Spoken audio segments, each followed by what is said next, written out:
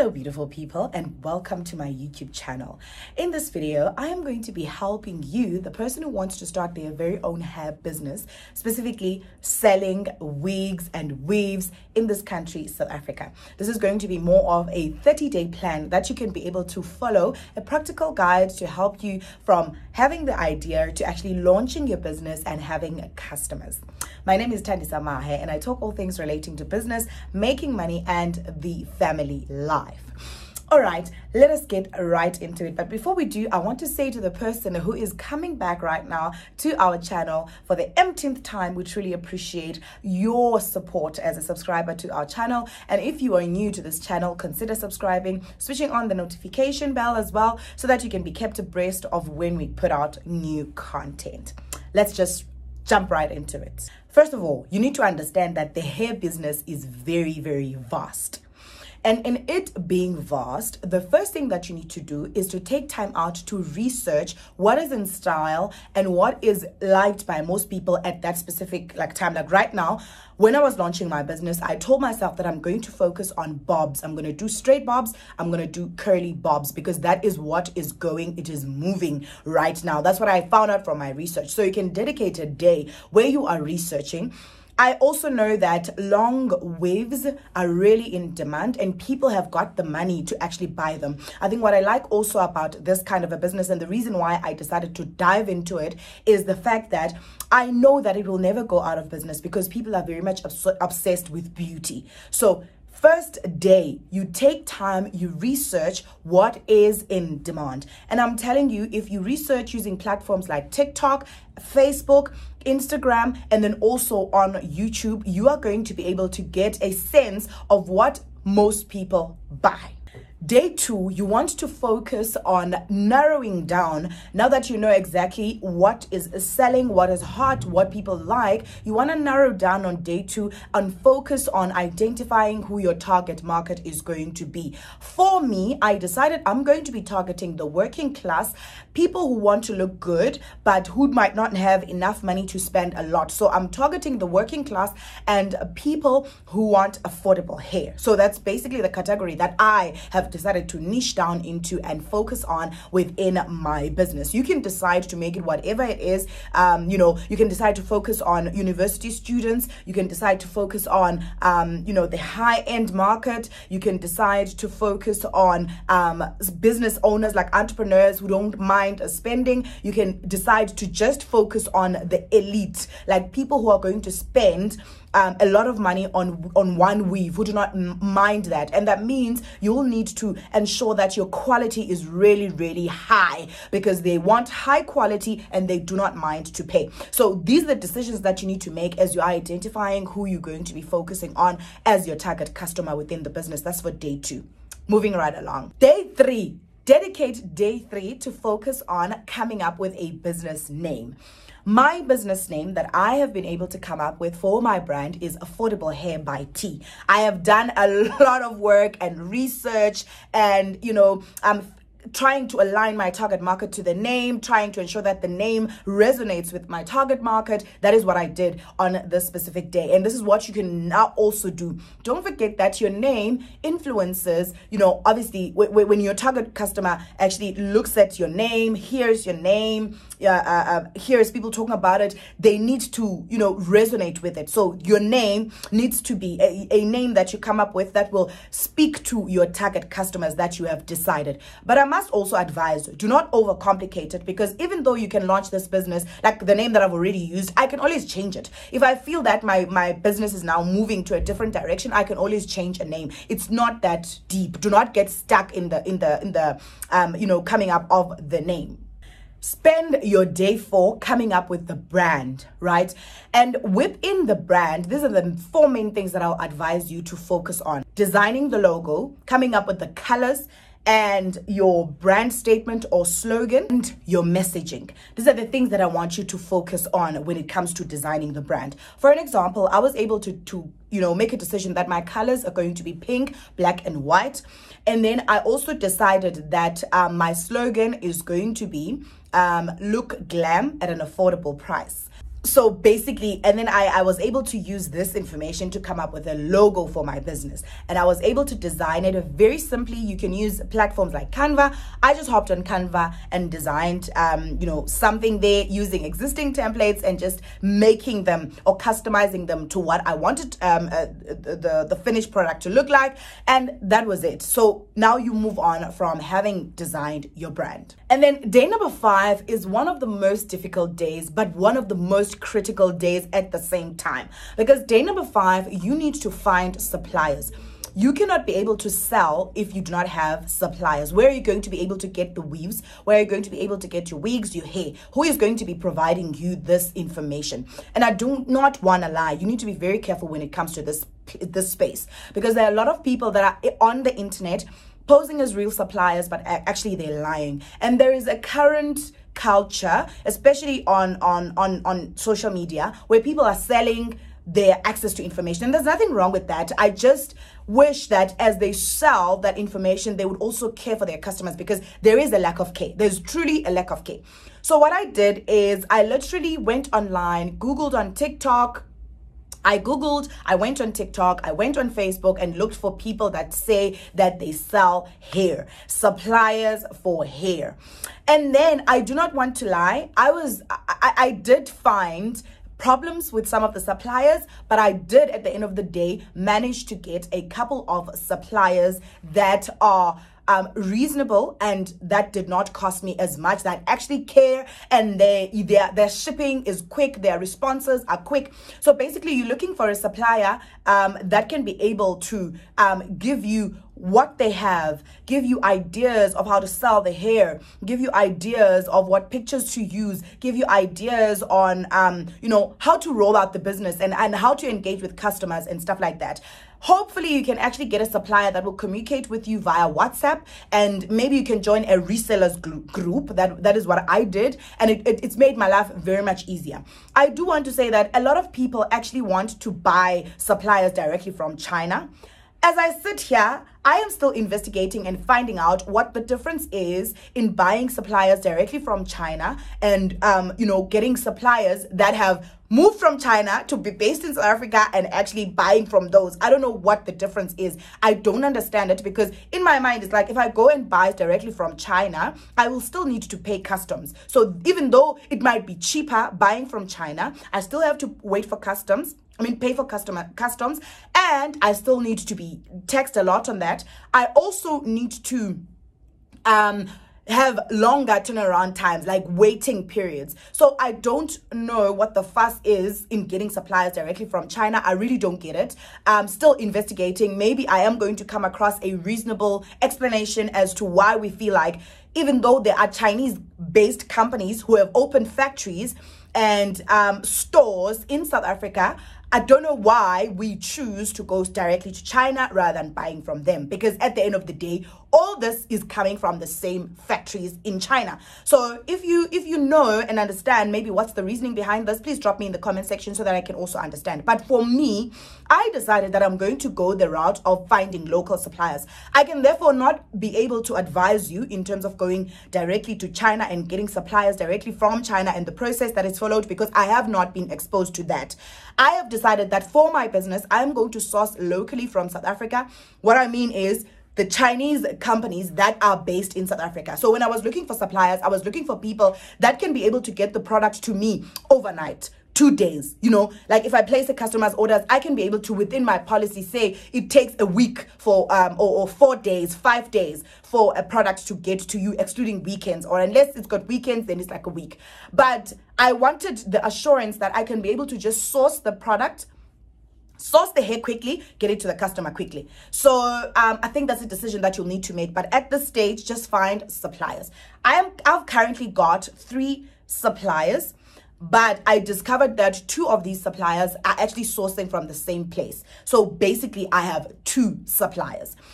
And they have got good hair. The hair that I wear, that I use, even the one that I have, the hair that I'm wearing right now, is from my specific suppliers. I have washed it, I have worn it, I have used equipment on it, heating equipment, to test it out and see. And I did not want to, get my products to customers without having been sure exactly what it is. And at the same time, because I am catering for people who want to look good at an affordable price, I know that I'm not dealing with premium. So my quality is just good enough. It's just good human hair. And then on day 6, this is what I want you to do. Now that you have identified a supplier, you've engaged with them, I think what I also want to say as I get into this next stage is to say that when you're getting into business, be willing to lose some. That's the reality and that's the truth. But it all depends on how hungry you are to achieve whatever it is that you are wishing to achieve with this business. You will lose some. And as I was saying earlier, I have also found myself losing money in the process. So be open to that. It's part of the process. You cannot escape it, because some people are going to just do you dirty, and it doesn't mean that you then need to just give up on your dream just because of that. Now, this is my advice to you: buy a couple of pieces from your supplier for yourself. This is going to help you in 2 ways. Number 1, it's going to give you an opportunity to experience the hair yourself, to touch the hair, to feel the hair, to wash the hair, to use the hair, to have a first-hand experience of the hair. Secondly, customers buy what they see. Customers are more likely to buy that which they see. I understand drop shipping and how you can be able to do that. It will take longer. It does also work. But if you want quicker results, when you wear the hair, you walk into a place, people are like, oh, okay, that's nice hair. Where did you get it from? And you're like, here, I sell it. You can also be able to advertise by using real hair that you have. So I advise you, if you don't have much money to start up, because you can be able to get a bob for, like, literally, let's say your budget can be 1,000 rand. Your budget can be 1,000 rand, literally 1,000 rands. And you can be able to buy 2 bobs there. 2 bobs, 1 straight, 1 curly. Ne? Or let's say 1,200 rand, because some will be like 650, 600, 700. On the category that I function in, I want you to understand that you can be able to start on maybe with a budget of 2,000, you can even buy 3 pieces. It really depends. Even if you can't do that, then you can just buy one piece of hair, whether it's straight or it's curly. But currently, now it's winter, a lot of people like curly hair. Everyone is buying a lot of curly hair. So if you're starting now, you can actually start and buy 1 piece of curly hair. Now, this stage is just for you to order from the supplier, to also get an experience of the process the supplier follows, how they engage with you, how they work with you, how they send things through, how long, the distance, the times, and all of that. This is the step. Next thing that you want to do on day 7 is to finalize a platform, or choose a platform that you are going to be advertising on. I chose TikTok, Instagram, and Facebook. Choose a couple of platforms, 1, 2, or 3 that you're going to focus on. The best currently is TikTok. This is the platform that you're going to be using to push your brand. This is the platform that you're going to be using to train people, to teach people, to introduce the product that you have, the hair that you are selling, so that people can be able to know exactly what it is that you are selling. They can have a feel of your brand, that they can engage with it. Day 8, I want you to focus on how you are going to be able to handle the money from customers. This is selecting a bank. Have a business bank account. That is my advice. I am currently using an FNB business bank account, and that is where I am handling all my business transactions when it comes to this business, specifically the hair business. A lot of people choose to use their personal accounts. I do not advise that, because when you put your money in your personal account, you're going to be taxed at a personal level, like an individual tax level, which is taxed higher than a business account. So that is what makes sense to me. But if you use your Capitec account, it is your choice. I do not advise it. I would run away from that if I were you, but it is all up to you. This day is now, and this day and this step is for you to now decide on the bank account that you are actually going to be using to handle transactions from customers. So when customers pay you, that's where you're going to be receiving the money. And when you're paying the supplier, that is where you're going to be, doing your EFTs from. Day number 9, and the next thing that you need to focus on is the sales process. What is your sales process going to be? Now, this one is very, very tricky, but it's very important and you need to have it down. You can decide to change it as you go along. Now, this is what I mean. You need to map out the process that is going to be followed from when the customer makes an inquiry, how they engage with you. Are they going to do it through WhatsApp? That's what happens with me. And the second step, so then the second step in the sales process, after the customer has placed an order, I communicate with the supplier, and then after I've communicated with the supplier ships the product to me, and then I handle the product for the customer, and then it gets to the customer. That's a process. But now this kind of a process has got two costs that you need to be aware of. If you ship the hair to you, there's a cost for courier. And then when you're shipping from you to the customer, there's another cost for courier. So what are you going to do? How are you going to build that money into your entire pricing? I want to say that at first, when I was doing this process, I wanted to handle the hair myself so that I can trust the supplier and understand the quality and understand that it's consistent over time. But now that I am trusting my supplier, I trust my suppliers now. So I'm able to know that even if I don't ship to me, to make the cost very much cheaper for my client, I ship straight from the supplier to the customer, because now I understand the quality of the supplier. Because if you look at courier, for instance, the courier that I use will charge you 110 Rand for quick delivery in about 3 days, 2 to 3 days. You've got your delivery. It's 110 Rand. I charge the customer. I tell the customer this is the price of the wig, and then you have to pay 110 Rand. Or yes, 110 Rand. Or if they want me to use the cheaper option, which is Paxi, I don't really like that option because it takes forever for the parcel to arrive, and there's not real there's no value there. But if I'm going to be shipping now to me, I'm going to pay 110 Rand, and then to the customer another 110 Rand. It's going to be expensive for the customer. So these are the things that you need to decide and be sure of the approach that you are actually going to be using on this one. Another approach would be to say in your model and your process, you take all of the orders for this week. Then you split the courier to come to you. Like it will be, let's say maybe 15 orders for this week or 20 orders for this week. You ship them at once using 110 Rand, and then you cushion that cost yourself. You take that cost yourself, because when you spread it across all those customers, you're not going to see it. Or you put it on the customer's cost. So when you're selling, you put it maybe a 10 Rand on each just for that cost. And then the customer actually pays for the courier from you to them. Decisions. Day 10. You now need to focus on coming up with your costing and pricing. If you get this one wrong, you are not going to make any profits. Now, the easiest one that I would advise you to do is just decide on your markup percentage, right? Let's say you buy a bob for 500 Rand, and then you're like, okay, for every piece that I sell, my pricing and my costing and pricing model is going to be, I am going to add 250 Rand, and that is going to be my additional amount, my markup that I put on the product. So if the bob is 500, I'm going to be selling it for 750 because I have added 250 on my product, right? And that is all. Then the customer pays for the courier, and I courier directly from the supplier to the customer. So you need to decide how you're going to make money out of this. Do not be greedy when you're starting out. I saw that other people become very greedy. Like, for instance, you buy a piece for 500 and then you add like 1,000 Rand and then you sell it for 1.5. I don't advise that approach. When you're starting out, start little by little. And as the business grows, you are going to be making some changes and actually adding more money to that. Now, costing and prices, I don't want to lie. As I've started right now, I started my business and I decided I'm going to add a little markup percentage, and that's the profit that I'm going to be making, right? But I started out with excluding packaging, ne?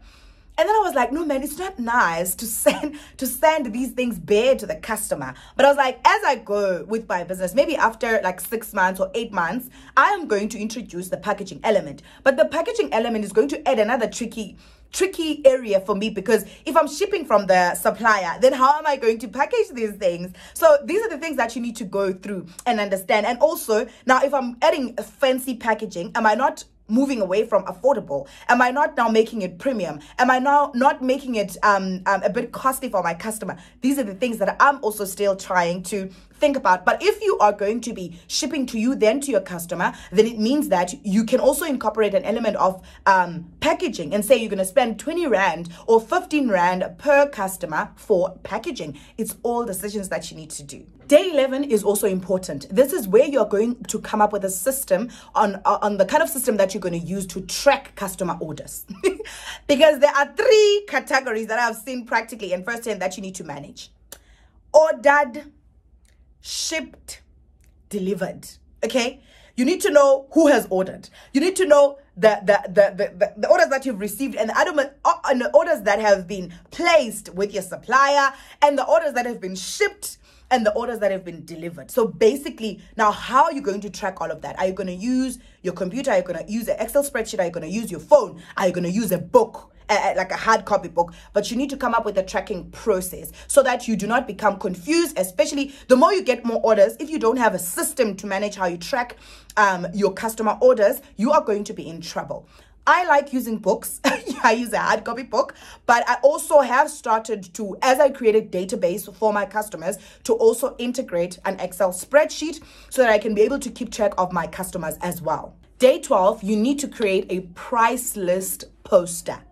I'm calling it a poster, I'm calling it a price list at the same time, because it's going to have a list of the kind of hair that you sell in inches, the prices. It's going to have your contact information. It's going to have your logo. It's going to be really a nice poster that you are going to use as like a launching introductory type of a picture or a poster into social media, so that people can be able to aware that you have started this kind of a business. Make it really, really nice. If you have T's and C's, put somewhere on the poster that T's and C's apply, things like that. But this is the day that you're going to be spending time to design a poster that's going to incorporate main things that are important is the kind of hair that you sell and the price list. Like how much is this kind of an inch on straight or on curly, and what kind of curly do you have? What kind of straight do you have? Things like that. Then day 13, you want to focus on creating social media content. What kind of content are you going to be using to advertise the business on social media? And these are the ideas that I can actually give you so that you can be able to run with them. They are very much effective. They're going to help your business to be a success. So you're going to focus on videos and you're going to focus on photos. Obviously, one of the photos that you're going to be putting out over and over is the photo that I've just mentioned in the previous step, which is the one that contains your price list, like that kind of a poster. And then when it comes to your videos, talk about hair, styling tips, 1 wig, 5 ways of wearing it, things like that. Videos about how to take care of your weaves, videos of revamping your weaves, videos of preparing your weaves, ideas on, what kind of hair goes with what outfit, things like that, kind of hair to wear in autumn, in summer, in winter.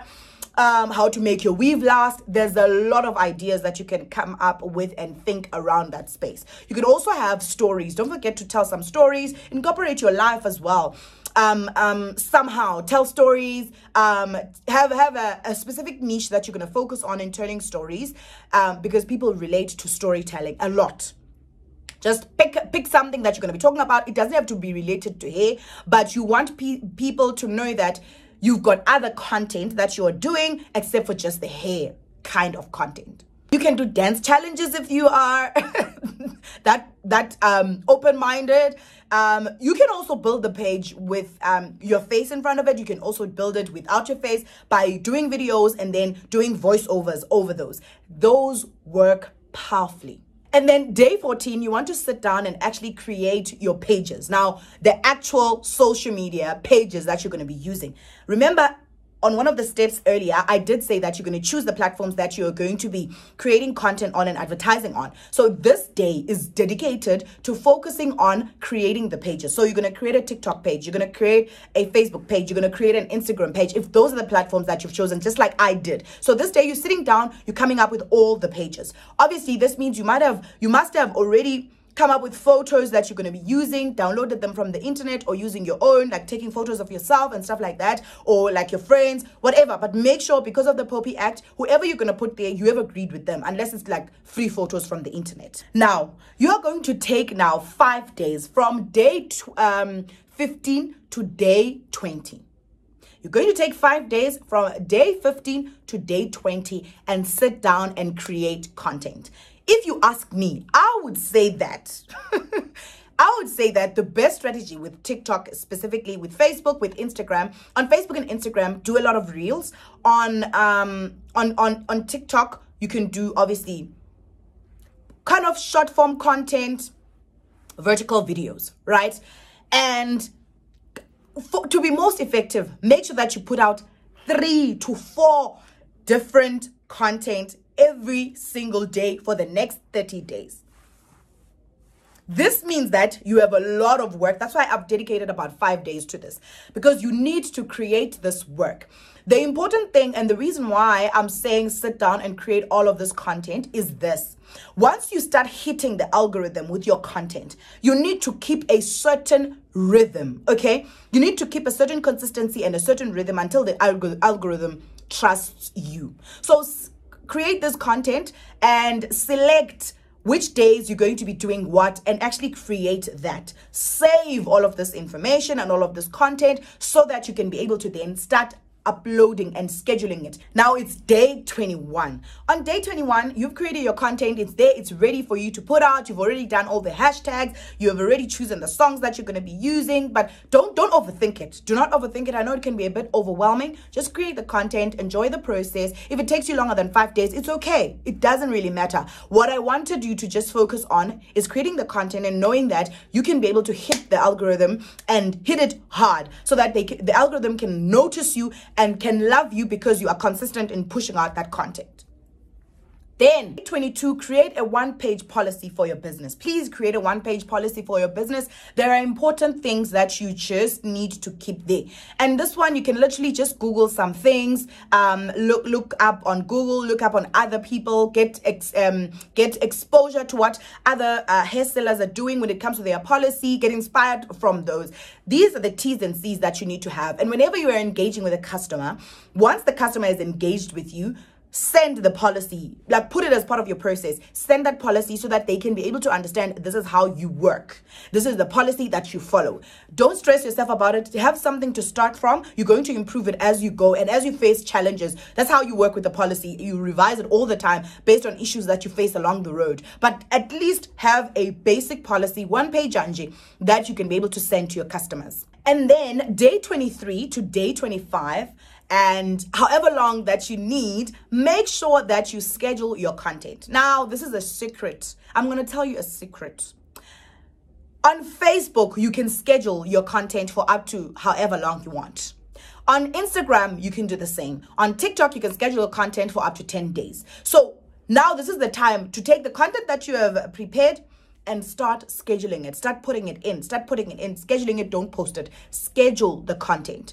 And as you schedule the content, it will help you that the content will launch based on, the days and the times that you've said it must go out. Now, I can tell you this, if you're going to be scheduling the content, and let's say you've done 3 pieces per day, put one at 6 a.m. and then another one around 10, and then another one around 1, 2, and then another one around afternoon, like late afternoon, maybe 4, 5, then 6. So that at least the algorithm can have time to digest that content. I don't want to lie. I don't do that necessarily, but I think if I were to do that, it would be much more effective. I put all of my content at the same time, and I know that's not right. That is not right. That's something that I need to fix and actually schedule my content for those different times. It's just that because of my busy schedule, sometimes I don't have time to schedule content. I just create it on the spot and post it on the spot. So if I've put away like 30 minutes in the morning, I'm like, okay, I'm going to create 4 videos right now. I create them now and then I upload them now. So it's like those not so strategic cheating moments of people who've been doing something for a while. I don't want to teach you that. That is why I'm saying it's better. I think I would blow up even more if I were to do that. I think I would grow a lot. And I'm going to do it. I'm challenging myself, as I say to you, I'm going to start doing that. So schedule your content for these 2 days. And then from day 25 to day 30, this is what I want you to master and focus on. Engage with your audience and stay in the comment section. You must stay in the comment section. Even when you wake up at 12 o'clock midnight and you feel like you no longer have ubtongo, you no longer feel sleepy, go and stay in the comment section. So as the content is now coming out, what people are saying in the comment section, like their comments, respond to them. ask them questions, let there be engagement. It's what is going to help your content to grow. It's what is going to help your hair business to grow. And yeah, going forward from then on, you will be getting customers. When you get customers, you just fulfill orders. You make sure that you order what your customers are looking for. Make sure that you ship it to them. And that is how you launch a hair reselling or wig reselling or weave reselling business in about 30 days. This is what I've done. I have done this strategy and it actually works. Currently, when did I actually launch my business? But recently, I don't know what the date is. I don't want to lie, but I've recently launched my business. I don't think it's been, has it been a month? I don't think it's been a month since I've really come out with it, but I'm already fulfilling orders. I'm already like taking people's orders, fulfilling them. Even today, as I'm doing this video, I know that there are a couple of orders that people had said they were going to be sending through to me, and there's hair that people have been requesting and that they want to sell me. I'm already doing lay-bys and other people are doing lay-bys. Guys, I have already started and the business is already moving. So I'm sharing something that I have experienced firsthand and I've seen that it actually works. So it's up to you to take this information and just implement it, and you will see the difference in your business. Otherwise, that's all I have time for this video. Thank you so much for tuning in. If you're a returning subscriber, I truly appreciate you. If you are new, please consider subscribing and switching on the notification bell. That is all from me for today. Until next time, stay absolutely blessed.